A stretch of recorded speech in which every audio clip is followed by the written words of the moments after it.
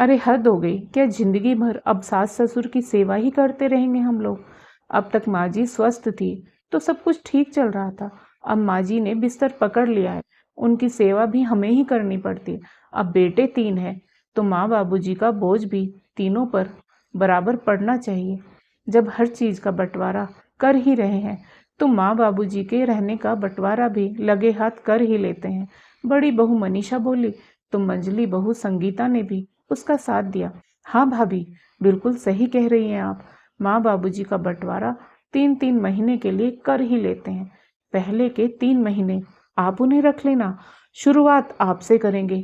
इतनी बात सुनकर बड़ी बहू भड़क उठी और बोली, शुरुआत मुझसे क्यों करते हो? तुम भी तो पहले उन्हें रख सकती हो ना। तभी बड़ा बेटा धीरज बोला, अरे अब इसमें झगड़ा करने वाली कौन सी बात हो गई? मेरी अमित से भी बात हो गई है, वह भी कल यहाँ पहुंच जाएगा। जो तय करना है हम सब कल कर ही लेंगे। बल्कि मैं तो कहता हूँ कि माँ जी और बाबूजी के नाम की पर्ची निकाल लेते हैं।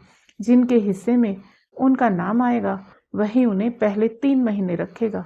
घर के बरामदे में टहल रहे कैलाश नाथ जी अपने बेटे बहुओं की सारी बातें सुन रहे थे। अपने कमरे में आकर अपनी पत्नी रीमा से बोले, देख रही हो रीमा, यह वही बेटे हैं जो कभी बचपन में इस बात की पर्ची डालते थे कि माँ के साथ कौन सोएगा। अब हमारे वही बेटे हम लोगों के नाम की पर्ची निकालेंगे कि जिसके हिस्से में हमारा नाम आएगा वह हम लोगों को पहले रखेगा, क्योंकि कोई भी हमें रखना नहीं चाहता। अब क्या यही दिन देखना बाकी रह गया था इस उम्र में? वैसे भी इन दोनों बेटों और बहुओं के झगड़े तो इतने दिनों से देख ही रहे थे। अब तक तो केवल संपत्ति और जायदाद का बंटवारा करने की बातें चल रही थी, लेकिन उन सब से भी इनका मन नहीं भरा। तो अब अपने माँ बाप को भी बांटने पर आ गए हैं यह बेटे। क्या इसी दिन के लिए हमने इन बेटों को पाल पोस कर पढ़ा लिखा कर अपने पैरों पर खड़ा किया था कि शादी के बाद यह बेटे अपनी पत्नियों की हाँ में हाँ मिलाकर हमारा जीना दुश्वार कर दें? अपने पति कैलाश नाथ जी की बात सुनकर रीमा जी बोली, अजी चिंता तो मुझे भी बहुत हो रही है, लेकिन जब अपनी औलाद ही खोटे दिल की हो तो किया भी क्या जा सकता है। आप सब्र रखिए, भगवान सब ठीक करेगा। बेवजह चिंता मत कीजिए, मैं तो पहले ही बीमार पड़ी हूँ। अगर आपको कुछ हो गया तो आपका ख्याल कौन रखेगा? व्हील चेयर पर बैठी हुई रीमा जी लड़खड़ाती आवाज में बोली, रीमा, लेकिन मुझे अब यह सब बर्दाश्त नहीं हो रहा। अब हमारे बच्चे हमारे भाग्य का फैसला पर्ची बनाकर करेंगे। पता नहीं भगवान ने हमारे भाग्य में और क्या क्या देखना लिखा है। इतना कहकर वे उदास मन से बिस्तर पर जाकर सो गए। उधर हालात से मजबूर रीमा जी भी अपने आंसुओं को छिपाती हुई अपने पुराने दिनों की यादों में खो गई। बधाई हो रीमा, तीसरी बार भी तुम्हारा बेटा हुआ है। अब तो तुम्हारे घर में धन दौलत की कोई कमी नहीं होगी। जिसके 3-3 बेटे हो उसकी तो ऐसी ऐश होगी। तीनों बेटे इसी बात के लिए लड़ेंगे कि अम्मा बाबूजी को मैं रखूंगा, मैं रखूंगा। तीसरा बेटा पैदा होने पर उनकी ननद ने कहा था। रीमा जी और कैलाश नाथ जी के 3 बेटे और बहुएं हैं। उनके 2 बेटे धीरज और सुबोध और उनकी बड़ी बहू मनीषा और मंजली बहू संगीता संयुक्त परिवार का ही हिस्सा है। ये दोनों बेटे अपने पिताजी का कारोबार संभालते हैं, जबकि तीसरा बेटा अमित गुड़गांव में नौकरी करता है, जिसकी सौम्या नाम की लड़की से 6 महीने पहले ही शादी हुई है। कैलाश बाबू की बड़ी बहू और मंजली बहू की आपस में बिल्कुल नहीं बनती थी। बड़ी बहू मनीषा जो भी काम करती वो मंजली बहू संगीता को वह बिल्कुल अच्छा नहीं लगता था, और संगीता कुछ भी कहती तो मनीषा हमेशा उसकी बात को काट देती थी। बहुत बार दोनों बहुएं रसोई में ही कुत्ते बिल्ली की तरह झगड़ने लगती और पूरे घर को सिर पर उठा लेती। इस बात का खामियाजा रीमा जी और कैलाश नाथ जी को भुगतना पड़ता, क्योंकि मनीषा और संगीता दोनों में से कोई भी अपने वृद्ध सास ससुर को चाय नाश्ता या खाना देना तक भी राजी नहीं होती। कितनी बार तो दोनों बहुएं पूरा पूरा दिन रसोई में कदम नहीं रखती थी और बाहर से खाना मंगवा कर खा लेती थी। अपने अपने पति को भी उन्होंने कहा हुआ था कि दोपहर को बाहर से ही खाना खा लेना, और बच्चों को भी स्कूल कैंटीन से खाने के लिए पैसे दे देती थी। देवरानी जेठानी को एक दूसरे का मुंह ना देखना पड़े, इस कारण परिवार के सभी सदस्यों को घर का बना खाना भी नहीं मिल पाता था। बाकी सब लोग तो बाहर खाना आराम से खा लेते थे, लेकिन रीमा जी और कैलाश नाथ जी को घर का खाना ही पचता था। लेकिन किसी को भी इस बात की रत्ती भर भी फिक्र नहीं थी। रीमा जी खुद ही इस अधेड़ उम्र में रसोई में जाती और अपनी और कैलाश नाथ जी के लिए कुछ हल्का फुल्का खाना जैसे दलिया या खिचड़ी बनाकर ले आती। उस पर भी दोनों बहुएं चिल्लाने लगती, माँ जी, खाना बनाने के बाद रसोई कितनी गंदी छोड़ देती हैं आप। अब यह सब कौन साफ करेगा। रीमा जी की उम्र हो गई थी और ऊपर से शरीर को भी बीमारियों ने घेर लिया था। डॉक्टर ने आराम करने की सलाह दी थी, लेकिन जब दोनों बहुएं सास ससुर को खाना देने से पल्ला झाड़ गई तो उन्हें ही अपनी जिम्मेदारी खुद उठानी पड़ती थी। रीमा जी और कैलाश नाथ जी का परिवार उनके पुश्तैनी मकान में ही रहता था। कैलाश नाथ जी अपनी पत्नी रीमा के साथ ग्राउंड फ्लोर पर ही रहते थे, जबकि दोनों बेटे और बहुएं ऊपर की मंजिल पर बने अपने अपने कमरों में रहती थी। वैसे तो यह मकान इतना बड़ा था कि दोनों बहुओं को ऊपर के कमरों में रहने की जरूरत भी नहीं थी। मकान के निचले हिस्से वाले कमरे भी खाली ही पड़े थे, लेकिन कोई भी बहू नीचे रहने को तैयार नहीं हुई, क्योंकि सास ससुर का कमरा नीचे था और उनसे मिलने के लिए कोई न कोई रिश्तेदार कभी कभार आ जाता था। ऊपर रहते हुए उन्हें मेहमानों का चाय नाश्ता भी नहीं करवाना पड़ता था। वे जानती थी कि जो भी नीचे के कमरे में रहेगा उसकी आज़ादी खत्म हो जाएगी, और कोई भी अपनी आज़ादी को खोना नहीं चाहती थी। दोनों बहुओं को बाहर घूमने और बाहर का खाना पसंद था, इसलिए अक्सर घर में खाना नहीं बना करता था। यह बात कैलाश बाबू को अंदर ही अंदर कचोटती रहती थी कि पत्नी के बीमार होने पर भी उसे ही घर का काम और रसोई का काम करना पड़ता है। इसलिए बहू की हरकतों से तंग आकर एक दिन कैलाश नाथ जी अपने दोनों बेटों को बुलाकर बोले, धीरज और सुबोध, तुम जानते हो कि तुम्हारी माँ की तबीयत ठीक नहीं रहती और तुम्हारी पत्नियाँ अक्सर बाहर चली जाती हैं ताकि उन्हें रसोई में खाना न बनाना पड़े और घर का काम न करने पड़े। लेकिन यह बात बिल्कुल भी सही नहीं है। अगर दोनों बहुओं की आपस में नहीं बनती तो वह घर का काम बांट ले। सुबह की रसोई संगीता संभाल लिया करे और शाम की रसोई मनीषा। लेकिन यूँ रसोई के काम से बचते रहना कहाँ की अक्लमंदी है। पिता की बात सुनकर दोनों बेटों ने अपनी अपनी पत्नी को समझाने की कोशिश की। पहले तो दोनों यह बात समझने को तैयार ही नहीं थी, लेकिन 2-3 दिन के पश्चात जब दोनों बेटों के बाहर खाना खाने से एक साथ तबीयत खराब हुई तो दोनों बहुओं ने घर के काम बांट लिए। संगीता सुबह का खाना बनाती और मनीषा रात का, ताकि दोनों को रसोई में एक दूसरे का मुंह भी न देखना पड़े। सुबह और शाम दोनों वक्त का खाना अब उन्हें समय पर मिलने लगा था, लेकिन प्यार और सम्मान के साथ नहीं। दोनों बहुएं सास ससुर से बात करना भी पसंद नहीं करती थी। एक दिन रीमा जी ने अपनी छोटी बहू संगीता को केवल इतना ही कहा कि बहू, आज खाने में नमक बहुत ज़्यादा था, मुझे बीपी की शिकायत है, तो नमक थोड़ा कम ही डाला करो। रीमा जी के इतना कहते ही संगीता ने बवाल मचा दिया और बोली, माँ जी, आप एक काम क्यों नहीं करती? आप दोनों समय का खाना अपनी लाडली बहू के पास से क्यों नहीं बनवा लेती? वह तो मुझसे भी अच्छा खाना बनाती होगी ना, इसलिए तो मेरे खाने में नुक्स निकाल रही हैं। एक तो इस बुढ़ापे में इनकी सेवा खिदमत करो, ऊपर से इनकी 4 बातें भी सुनो। जरा रसोई में आकर देखिए तो सही कितनी गर्मी है। एक तो इतनी गर्मी में खाना बना रही हूँ, ऊपर से नखरे दिखा रही हैं।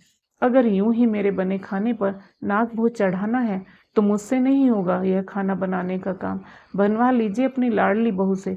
उधर जब बड़ी बहू मनीषा को यह बात पता चली कि संगीता ने माँ जी से ऐसी बातें कही हैं और कहीं सास ससुर के दोनों वक्त का खाना उसे न खिलाना पड़ जाए, यह सोचकर वह बोली, माँ जी, जो मिले खा लिया कीजिए, क्यों बेवजह बेमतलब की टोका टाकी करती रहती हैं। आपको मालूम है कि हम लोग तो बाहर से भी खाना मंगवा कर खा लेंगे, लेकिन आप लोगों का खाना बाहर से नहीं चल सकता, क्योंकि आपको वैसे भी डॉक्टर ने काफ़ी चीज़ों से परहेज रखने को कहा है।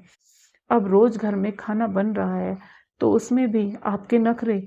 उसी दिन कैलाश नाथ जी और रीमा जी समझ चुके थे कि अब उनके बेटे और बहुओं के लिए वह एक बोझ से ज्यादा और कुछ भी नहीं है। रीमा जी, जो पहले से बीमार चल रही थी, आए दिन होने वाले दुर्व्यवहार को सहन नहीं कर पाई। एक दिन अचानक उनका ब्लड प्रेशर इतना बढ़ गया कि उनका शरीर लकवाग्रस्त हो गया। अब उनके शरीर का आधा हिस्सा बेकार हो गया और वे व्हील चेयर पर आ गई। अभी तक तो जैसे तैसे वे अपना काम कर लिया करती थी, लेकिन लकवाग्रस्त होने के बाद वे दोनों बिल्कुल बहुओं के रहमो करम पर आश्रित हो चुके थे। रीमा जी बेबस अपने बिस्तर पर या व्हील चेयर पर पड़ी रहती और कैलाश बाबू अपनी पत्नी का ध्यान रखने के लिए अब घर पर ही रहने लगे, क्योंकि बहुओं से तो बड़ी मुश्किल से उन्हें 2 वक्त की रोटी ही दी जाती थी। रोटी देकर जाती तो दोबारा कमरे में झांकती भी नहीं थी। कैलाश कैलाश नाथ जी के घर बैठने के कारण उनके दोनों बेटों धीरज और सुबोध में व्यवसाय को लेकर लड़ाई होनी शुरू हो गई। धीरज ने इल्जाम लगाया कि सुबोध दुकान से ज्यादा पैसे उठाता था, जिस वजह से हिसाब किताब में गड़बड़ हो रही थी, और सुबोध कहने लगा कि धीरज उस पर झूठा इल्जाम लगा रहा है। खैर, सारी बातों का निचोड़ यही निकला कि दोनों भाइयों को अब अलग हो जाना चाहिए और अपनी अपनी जिम्मेदारी उठानी चाहिए। धीरज का कहना था कि अब मेरे बच्चे भी बड़े हो रहे हैं तो उनका खर्चा ज़्यादा है। अगर सुबोध इसी तरह दुकान से पैसे निकालता रहा तो वह दिन दूर नहीं जब खाने के लाले पड़ जाएंगे। इसलिए बंटवारे में ही फायदा है, ताकि हम लोग अपने अपने पैसे बचा पाएं। दोनों ने ही मिलकर फैसला कर लिया कि जब दुकान वे दोनों संभाल रहे हैं तो दुकान के केवल 2 हिस्से किए जाएंगे, क्योंकि तीसरा भाई तो नौकरी करता है। दोनों ने ही मिलकर पुश्तैनी मकान और गांव से दूर जो उनका एक मकान था उसके बंटवारे का फैसला भी खुद ही कर लिया, जिसमें पुश्तैनी मकान एक के हिस्से में आ जाएगा और गांव से दूर दूसरा मकान का दूसरे बेटे के हिस्से में आ जाएगा, क्योंकि उनके तीसरे भाई अमित ने अपना मकान गुड़गांव में ही बना लिया है, इसलिए उसे गांव मकान की जरूरत नहीं है। हालांकि गांव की जमीन के बारे में उन्होंने विचार किया कि इसके 3 हिस्से किए जाने चाहिए, जो तीनों में बराबर बराबर बांट दिए जाएं। ऐसा बंटवारा सुनकर दोनों बहुएं बड़ी खुश हो गई। संगीता अपने पति सुबोध से बोली कि मैं तो कब से अलग होना चाहती थी, मगर आप ही नहीं मान रहे थे। देखा आज कैसे बड़े भैया ने आप पर इल्जाम लगा दिया, जबकि मैं भी जानती हूँ वह कोई दूध के धुले नहीं है। वह हर महीने दुकान से ज़्यादा पैसे उठाते थे, लेकिन आपने तो कभी उनसे हिसाब नहीं मांगा। हिसाब मांगना तो दूर, सीधा आप पर इल्जाम ही लगा दिया। दूसरी ओर धीरज की पत्नी मनीषा यह सोचकर खुश थी कि रोज रोज अपनी देवरानी का मुंह नहीं देखना पड़ेगा, और बोली, मैं तो पहले ही आपसे कहती थी कि यह दोनों पति पत्नी एक नंबर के चोर है। अच्छा हुआ इनसे छुटकारा मिलेगा। दोनों बेटे बहुए इतने खुश थे कि अलग होने की खुशी में वह माता पिता को तो जैसे भूल ही गए थे। कैलाश बाबू और रीमा जी बैठे बैठे सब देख रहे थे और उनकी बातें सुन रहे थे, और मन ही मन सोच रहे थे कि जो बेटा बहुए हमें साथ रखेंगे, हम खुशी खुशी उन्हीं के साथ रह लेंगे। रीमा जी कैलाश नाथ जी से बोली, जो बेटा बहू हमें अपने साथ रखने के लिए कहेंगे तो हम उन दोनों के साथ ही चले जाएंगे। वैसे भी हम बूढ़ों को इस उम्र में चाहिए ही क्या, बस 2 समय की रोटी, इसलिए आप कुछ मत कहिएगा। तभी कैलाश नाथ जी बोले, अरे रीमा, मैं बेवजह क्यों फटे में टांग अड़ाने लगा, लेकिन हाँ, अगर बात हमारे वजूद पर आ गई तो मैं चुप नहीं रह पाऊंगा। कुछ देर बाद जब कैलाश जी बरामदे में टहलने निकले तो उन्होंने देखा कि उनके बेटे बहुए किसी गंभीर विषय पर चर्चा कर रहे हैं। वे सोचने लगे, आज तक जिन बेटे बहुओं में 36 का आंकड़ा था, आज हर चीज का बंटवारा और फैसला करने के बाद कैसे चारों साथ में बैठकर आगे की प्लानिंग कर रहे हैं। तभी उनके कानों में बड़ी बहू मनीषा के स्वर गूंजे, कल देवर जी के आने के बाद माँ जी और पिताजी के नाम की भी पर्ची निकाल लेंगे। जिनके हिस्से में उनकी पर्ची आएगी वे दोनों उसी के साथ पहले 3 महीने रहेंगे। तभी संगीता बोली, भाभी आप फिक्र मत कीजिए, जब सभी चीजों का बराबर बंटवारा किया गया है तो माँ बाबूजी के रहने का बंटवारा भी बराबर ही करेंगे, किसी एक के माथे नहीं मढ़ देंगे इनको। दोनों बेटों ने भी अपनी पत्नियों की इस बात में सहमति जताई। अपने और अपनी पत्नी के बारे में ये बातें सुनकर आज कैलाश नाथ जी अंदर तक टूट चुके थे। उनकी तो मानो शरीर में जान ही निकल गई थी। उसी रात उसी रात को जैसे तैसे सो गए, लेकिन अगले दिन सुबह उठे तो गंभीर सोच में बैठे थे कि अब उनके रहने का भी बंटवारा हो जाएगा। यह सोच सोचकर उनका दिल बैठा जा रहा था। उसी समय उनका सबसे छोटा बेटा अमित भी अपनी पत्नी के साथ घर पहुंच गया और सीधा अपने माँ बाबूजी से मिलने के लिए उनके कमरे में आया और अपनी माँ को ऐसी हालत में देखकर परेशान हो गया और अपने पिता से कहने लगा, बाबूजी, 1 सप्ताह हो गया माँ को बीमार हुए, लेकिन आपने मुझे फोन करके भी नहीं बताया। यह तो कल बड़े भैया का फोन आया, तब मुझे माँ की हालत के बारे में मालूम पड़ा। कैलाश नाथ जी बोले, बेटा, मुझे मालूम था कि तू नौकरी में बहुत व्यस्त रहता है, इसलिए तुझे परेशान करना उचित नहीं समझा। सुबह के 10 बज चुके थे, लेकिन अभी तक किसी ने नाश्ता नहीं किया। यह जानकर अमित की पत्नी सौम्या रसोई में सबके लिए नाश्ता बनाने चली गई और थोड़ी ही देर में माँ बाबूजी के लिए गरम गरम नाश्ता बनाकर लाई और रीमा जी को अपने हाथ से खिलाने लगी।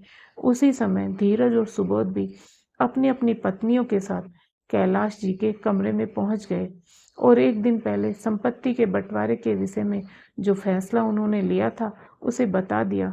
अमित यह बात सुनकर हैरान था कि बाबूजी की दुकान, 2 बड़े-बड़े मकान और गांव की जमीन में से उसके हिस्से में केवल गांव की जमीन का तीसरा हिस्सा ही दिया गया था। उसी समय बड़ी बहू मनीषा बोली, देवर जी, अब आप आ ही गए हैं तो लगे हाथ माँ बाबूजी के रहने का बंटवारा भी किए देते हैं। हम लोगों ने सोच लिया है कि माँ बाबूजी 3-3 महीने हम सभी के साथ रहेंगे। और पहले किसके साथ रहेंगे, इस बात का फैसला पर्ची निकालकर किया जाएगा। तभी अमित बोला, भाभी, यह बात तो ठीक नहीं। यह दोनों हमारे माँ बाबूजी हैं, कोई घर का पड़ा सामान नहीं जिसका आप बंटवारा कर देंगी। मनीषा बोली, देवर जी, आप तो बस गुड़गांव में रहते हुए नोट गिन रहे हैं। इन दोनों की सारी जिम्मेदारी तो हम ही लोगों ने उठा रखी है। फिर अमित ने कहा, क्यों भाभी, माँ बाबूजी का जितना खर्च होता है उतना पैसा तो मैं हर महीने बड़े भैया के पास भेजता हूँ, तो फिर आप ऐसी बात क्यों कर रही है। अभी ये सब बातें चल ही रही थी कि अमित का एक फ़ोन कॉल आ गया, जिसको अटेंड करने के लिए वह बाहर बरामदे में निकल आया। फ़ोन पर बात करके करके पीछे मुड़ा तो देखा उसकी पत्नी सौम्या खड़ी थी और आकर अपने पति से बोली, जी, मैं आपसे एक बात कहना चाहती हूँ। अमित ने कहा, बोलो, क्या बात है। तो सौम्या बोली, क्या हम माँ बाबूजी को हमेशा के लिए अपने साथ नहीं रख सकते। आखिर बेटा बहू होते हुए भी तो हमारा कुछ फर्ज बनता है ना उनके लिए। सौम्या की बात सुनकर अमित के चेहरे पर मुस्कान आ गई और बोला, मैं भी यही सोच रहा था कि एक बार तुमसे इस बारे में पूछूं। तो सौम्या बोली, अजी, इसमें पूछने की क्या बात है। माँ बाबूजी ने आपको अपने पैरों पर खड़ा करके अपना फर्ज निभा दिया है, तो अब क्या आप अपना फर्ज निभाने के लिए अपनी पत्नी से पूछेंगे। कुछ समय बाद अमित अपने बाबूजी के पास गया और उन्हें अपने और अपनी पत्नी के मन की बात बताई। अपने बेटे बहू के ऐसे विचार सुनकर कैलाश बाबू का हृदय गदगद हो गया और बोले, तुम जैसे बेटा बहू पाकर तो मैं धन्य हो गया। अमित ने कहा, ठीक है बाबूजी, हम आप दोनों का सारा सामान पैक कर देते हैं और अब आप हमारे साथ गुड़गांव चलेंगे। वहां चलकर माँ का किसी अच्छे से अस्पताल में इलाज करवाएंगे। मुझे उम्मीद है कि माँ कुछ ही दिनों में स्वस्थ हो जाएगी। अपने बेटे की यह बात सुनकर कैलाश जी गंभीर हो गए और बोले, बेटा, लेकिन अभी एक बहुत जरूरी काम करना बाकी है। पहले वो काम कर लो, फिर हम दोनों तुम्हारे साथ चलेंगे। कौन सा जरूरी काम पिताजी। बेटा, जब वह काम हो जाएगा मैं तभी बताऊंगा। अभी तुम लोग जाकर आराम करो। अगले दिन सुबह कैलाश नाथ जी बिना बताए कहीं चले गए और शाम के वक्त लौट कर आए तो उनके हाथ में कुछ डॉक्यूमेंट्स थे और चेहरे पर आत्मविश्वास। कैलाश नाथ जी ने तीनों बेटों और बहुओं को अपने कमरे में बुलाया और बोले कि बंटवारे के विषय में मैंने एक फैसला किया है। फैसला? अब कौन सा फैसला करना बाकी था। उस दिन हम लोगों ने सब कुछ तो तय कर लिया था, बड़ा बेटा बोला। कैलाशनाथ जी बोले, वह फैसला तुम्हारी तरफ से था, लेकिन मैंने उस फैसले को स्वीकृति नहीं दी थी। आज मैंने कुछ फैसला किया है। मैं इस घर के 3 हिस्से करने जा रहा हूँ। ऐसा कहते हुए उन्होंने कागजात अपने दोनों बड़े बेटों की तरफ बढ़ा दिए। ये बात सुनकर उन दोनों के तो जैसे होश ही उड़ गए। चौंकते हुए धीरज बोला, बाबूजी, आप हमारे साथ ऐसा कैसे कर सकते हैं? इस घर के 3 हिस्से करने का क्या मतलब है? छोटे ने तो गुड़गांव में अपना मकान खड़ा कर लिया है, फिर उसका इस मकान पर हक नहीं रह जाता। बेटा, अभी मेरी बात खत्म नहीं हुई है। पहले पूरी बात तो सुन लो। मैं केवल इस घर को ही नहीं, बल्कि अपनी दुकान को भी 3 हिस्सों में बांट दिया है। गांव का मकान और जमीन मैंने बेचने पर लगा दिए हैं, और सबसे छोटे बेटे अमित के साथ मैं अपना एक जॉइंट अकाउंट खुलवा रहा हूँ। गांव की प्रॉपर्टी बेचकर जितना भी पैसा आएगा वो उसी अकाउंट में जाएगा, जिससे मेरी पत्नी का अच्छे से अच्छे अस्पताल में इलाज हो पाएगा। बाकी का बचा हुआ पैसा छोटे का ही होगा। यह बात सुनकर बड़ी बहू और मंझली बहू गुस्से में आकर जोर जोर से चिल्लाते हुए बोली, यह तो अन्याय है बाबूजी। हमने जो इतने दिन आपकी सेवा की, उसका आपने हमें यही सिला दिया। कौन सी सेवा बहू? हमें 2 वक्त की रोटी कौन देगा?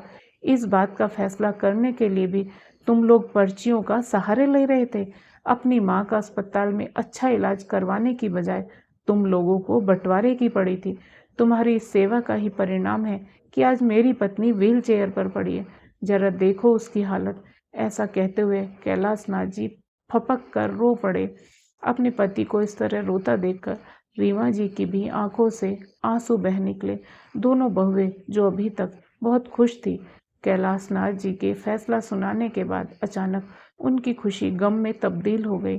तभी छोटे बेटे अमित ने कहा, बाबूजी, हमें जायदाद में से एक पैसा भी नहीं चाहिए। हमें बस आप लोगों का आशीर्वाद चाहिए और उम्र भर के लिए आपका साथ चाहिए।